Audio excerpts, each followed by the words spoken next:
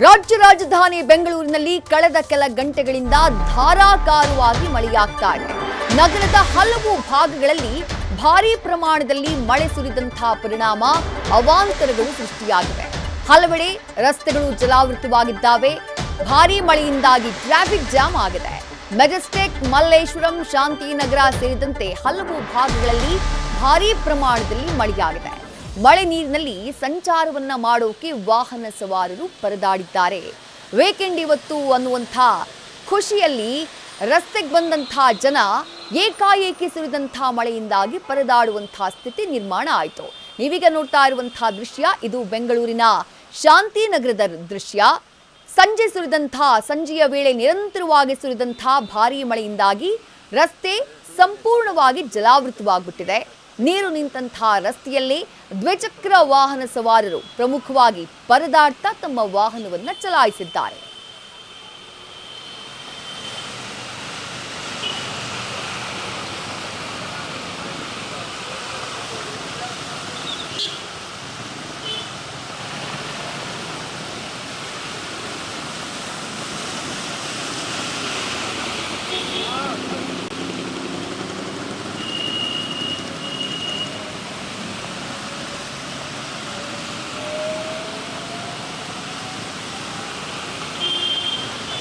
ಬೆಂಗಳೂರಿನಲ್ಲಿ ನಿನ್ನೆ ರಾತ್ರಿ ಸುರಿದಂತಹ ಮಳೆಯಿಂದಾಗಿ ಕೂಡ ಭಾರೀ ಪ್ರಮಾಣದಲ್ಲಿ ಅವಾಂತರಗಳಾಗಿತ್ತು. ಮರವೆಲ್ಲವೂ ಕೂಡ ಬಿದ್ದು ಜನ ಪರದಾಡಿದ್ರು. ಇವತ್ತು ಸಂಜೆಯ ವೇಳೆಗೆ ಸುರಿದಂತಹ ಮಳೆಯಿಂದಾಗಿ ಮತ್ತೆ ಹಲವೆಡೆ ರಸ್ತೆಗಳು ಜಲಾವೃತವಾಗಿದ್ದಾವೆ. ನೀವೀಗ ನೋಡ್ತಾ ಇರುವಂತಹ ರಸ್ತೆ ಇದು ಮಂತ್ರಿ ಮಾಲ್ ಮುಂಭಾಗದ ರಸ್ತೆ. ಅಲ್ಲೂ ಕೂಡ ರಸ್ತೆ ಜಲಾವೃತವಾದಂತಹ ಪರಿಣಾಮ ವಾಹನ ಸವಾರರು ಪರದಾಡಿದ್ದಾರೆ. ನಗರದ ಹಲವು ಭಾಗಗಳಲ್ಲಿ ಏಕಾಏಕಿ ಮಳೆ ಬಂದರೆ ನೀರು ಹೋಗೋದಕ್ಕೆ ಸೂಕ್ತ ವ್ಯವಸ್ಥೆಯೇ ಇಲ್ಲ. ಡ್ರೈನೇಜ್ಗಳು ಸರಿಯಾಗಿ ವರ್ಕ್ ಆಗಲ್ಲ. ಕೆಲವೆಡೆ ಡ್ರೈನೇಜ್ಗಳು ಬ್ಲಾಕ್ ಆಗಿದ್ದಾವೆ. ಅದನ್ನು ಸರಿಪಡಿಸುವಂತಹ ಕೆಲಸ ಆಗಬೇಕಾಗಿತ್ತು. ಜೂನ್ ಜುಲೈ ತಿಂಗಳಿನಲ್ಲಿ ಮಳೆ ಬಂದಂತಹ ಸಂದರ್ಭದಲ್ಲೂ ಕೂಡ ಇದೇ ರೀತಿಯ ಅವಾಂತರಗಳಾಗಿತ್ತು. ಈಗ ಮತ್ತೆ ಅಂಥದ್ದೇ ಅವಾಂತರ ನಿರ್ಮಾಣವಾಗಿದೆ. ಈಗ ವಿಜಯನಗರದ ದೃಶ್ಯಗಳನ್ನು ಗಮನಿಸ್ತಾ ಇದ್ದೀರಿ. ಆ ಭಾಗದಲ್ಲೂ ಕೂಡ ಭಾರೀ ಪ್ರಮಾಣದಲ್ಲಿ ಮಳೆಯಾಯಿತು. ಸಂಜೆ ಆಗ್ತಾ ಇದ್ದ ಹಾಗೆ ಆ ದೃಶ್ಯಗಳನ್ನು ನೋಡ್ತಾ ಇದ್ದೀರಿ.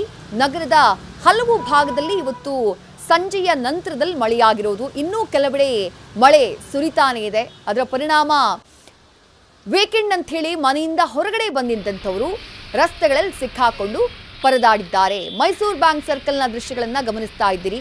ಸಾಮಾನ್ಯವಾಗಿ ಪೀಕ್ ಅವರ್ನಲ್ಲಿ ಹೆಚ್ಚಾಗಿ ಟ್ರಾಫಿಕ್ ಜಾಮ್ ಆಗುವಂಥ ರಸ್ತೆ ಇದು.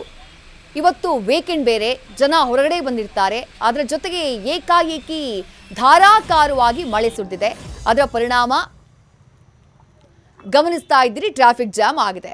ಎರಡು ದೃಶ್ಯಗಳನ್ನು ನೋಡ್ತಾ ಇದ್ದೀರಿ. ಒಂದು ನೀರಿನಲ್ಲಿ ಮುಳುಗಿದಂತಹ ಪಣತ್ತೂರು ಅಂಡರ್ ಪಾಸ್, ಆ ದೃಶ್ಯವನ್ನು ನೋಡ್ತಾ ಇದ್ದೀರಿ. ರಸ್ತೆ ಒಂದು ಕಡೆಗೆ ಜಲಾವೃತವಾಗಿದೆ, ಮತ್ತೊಂದು ಕಡೆ ಅಂಡರ್ ಪಾಸ್ನಲ್ಲಿ ನೀರು ನಿಂತಹ ಪರಿಣಾಮ ವಾಹನಗಳು ಓಡಾಡುವುದಕ್ಕೂ ಪರದಾಡುವಂತಹ ಪರಿಸ್ಥಿತಿ ಅಲ್ಲಿ ನಿರ್ಮಾಣ ಆಗಿದೆ. ಶಾಂತಿನಗರದ ರಸ್ತೆ ಸಂಪೂರ್ಣವಾಗಿ ಜಲಾವೃತವಾಗ್ಬಿಟ್ಟಿದೆ.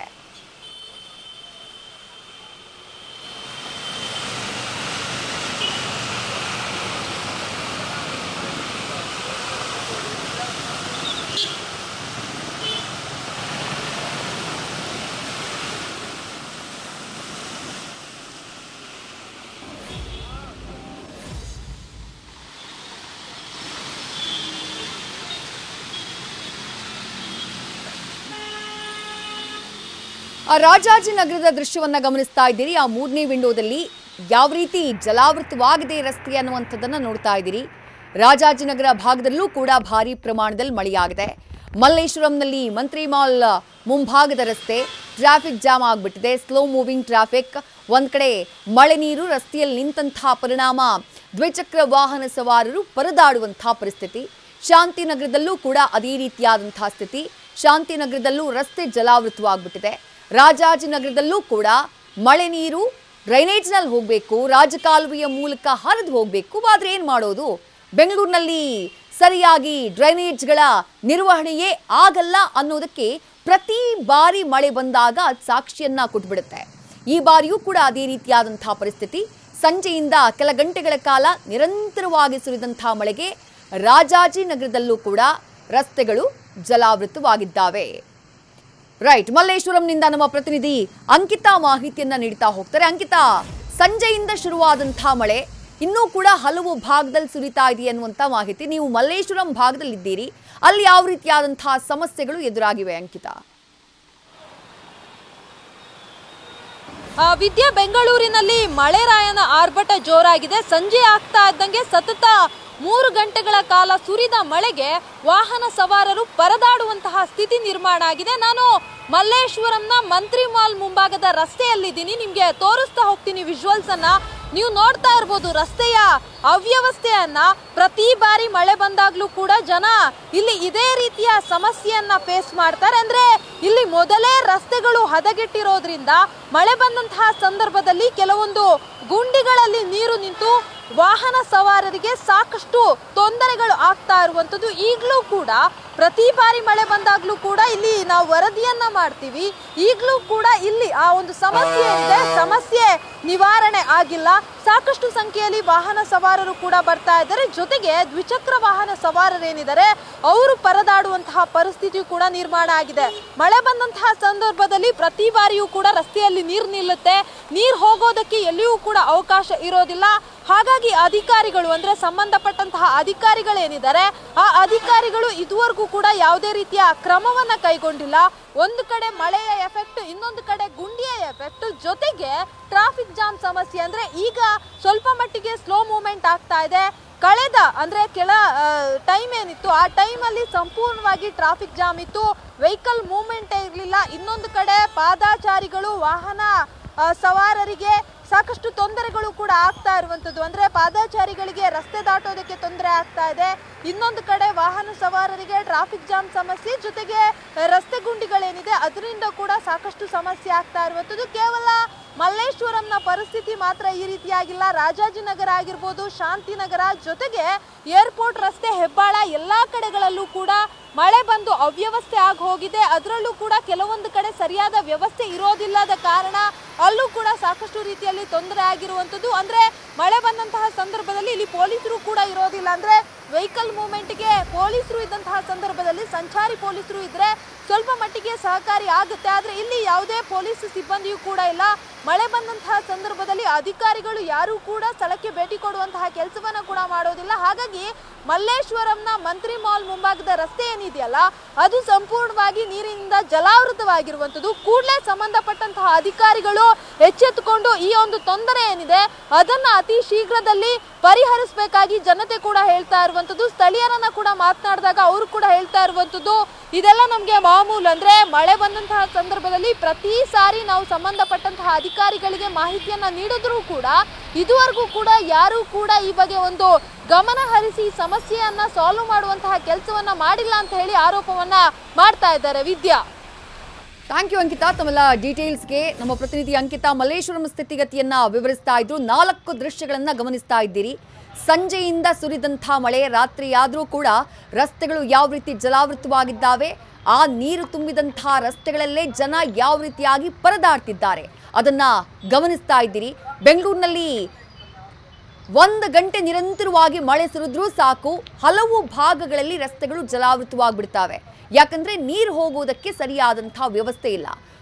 ಡ್ರೈನೇಜ್ ಚರಂಡಿಗಳಿಗೆ ನೇರವಾಗಿ ಕಸವನ್ನ ಹಾಕೋದ್ರಿಂದ ಅಥವಾ ಚರಂಡಿಗಳು ಬ್ಲಾಕ್ ಆಗಿರೋದ್ರಿಂದ ರಸ್ತೆಯಲ್ಲೇ ನೀರು ನಿಂತು ಪ್ರತಿ ಬಾರಿ ಮಳೆ ಬಂದಂತಹ ಸಂದರ್ಭದಲ್ಲೂ ಜನ ಪರದಾಡುವಂತಹ ಸ್ಥಿತಿ ನಿರ್ಮಾಣ ಆಗುತ್ತೆ.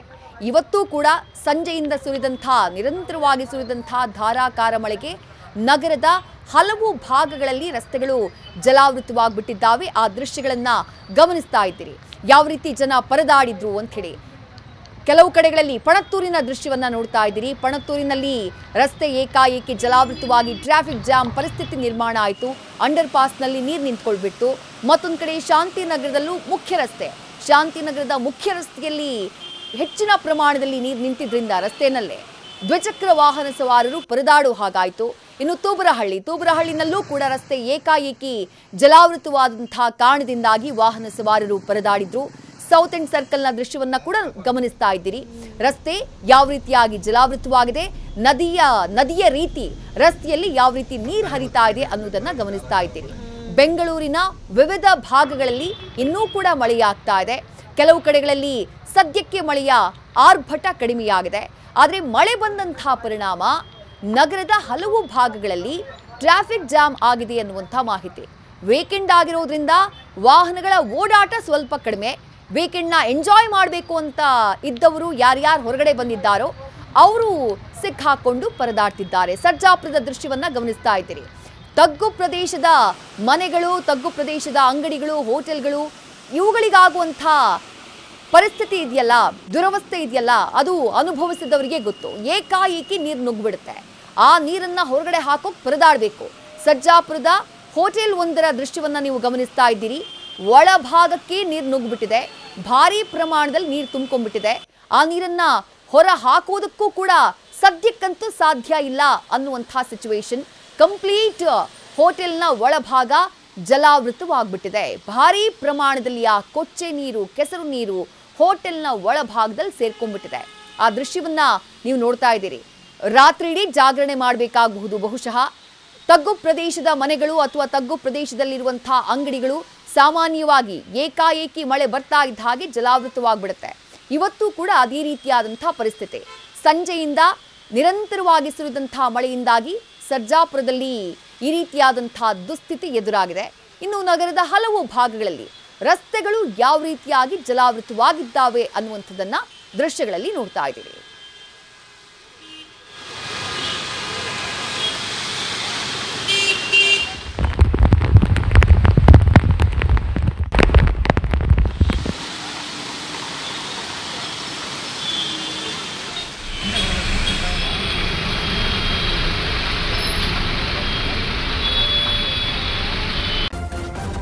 ನ್ಯೂಸ್ ಫಸ್ಟ್ ನಿರ್ಭೀತಿಯಿಂದ ನಿಮ್ಮ ಪರವಾಗಿ.